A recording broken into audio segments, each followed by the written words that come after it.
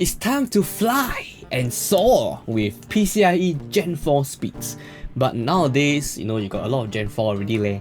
It's like, it's not really the cutting edge tech anymore. Although it's still the latest, Gen 4 is still the fastest, but there are different tiers of Gen 4. And does this, the Gigabyte Aorus Gen4 SSD, does this manage to break through, or is this just one of the few?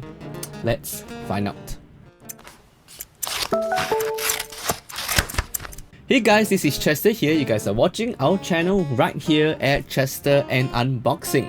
Before we continue, we would really love it if you could support us. If you like this video, do like it. If you do like our channel, subscribe to it and share with your friends so that we can all watch it together as one big family. Down to this product. This is the Gigabyte Aorus Gen4 SSD, and can I say, I love the packaging. Like, it's so nice. Like, it's just so simple and stupid sticker, but it's so nice and like it's so simple and it's nice. All right, it's clean. It's not green, but this is the Gigabyte's Gen 4 SSD. Why Gen 4? Because it stands for the PCIe Gen 4. So it's very important because PCIe has different generations now. So Gen 4 represents the latest of the technology. So opening up, you'll find the SSD itself and just a couple of warranties and guides like that. This is empty. So down to the SSD itself, I'm always surprised by like how small it actually is. Like this is my index finger, right? And that's it. This is the length of my index finger. And nowadays, like, capacities have grown to like what, freaking 8 terabytes for the Sibram Rocket Q. It's crazy, right?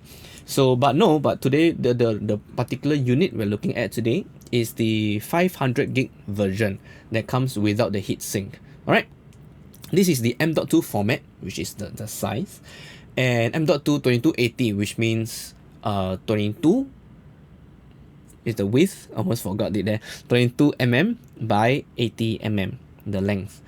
Right, so this particular unit, the 500 gig version, okay, like as mentioned in Gen 4, so it manages sequential read of up to 5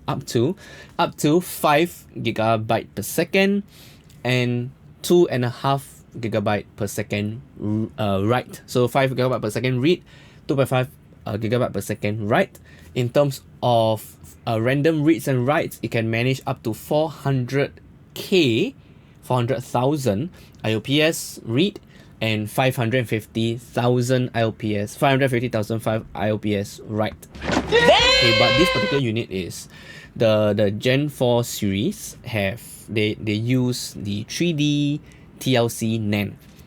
Yeah, so that explains why you can fit all. But 500 gig is not really a lot these days lah. It has its own built-in memory inside, so it has half a gigabyte of DDR4 RAM inside, which is very important because DRAM-less drives, they are cheaper, but they do not provide as much endurance. Right, so they might run at a similar advertised speed, but after a short while they will drop due to that there's no RAM to help to reload it. So it's very, very important. Talking about endurance, so this particular unit can sustain up to 1.77 million hours of average mean time to failure. So that's a respectable amount because it's 500 gigs. It's not 500. It's not like 2 terabyte. So it's a respectable amount. All right. So as you can see in our Atto benchmark, it performed as follows. So it's not that bad.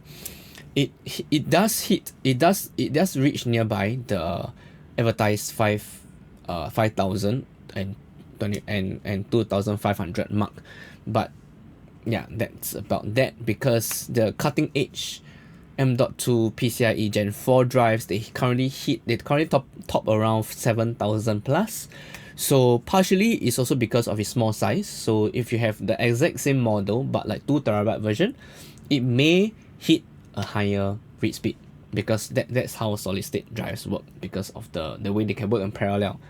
Other than that, so it's a very nice little drive. I've mentioned before, it's so nice, it's so cute, so small, but it will work in almost any motherboard with with M.2 support.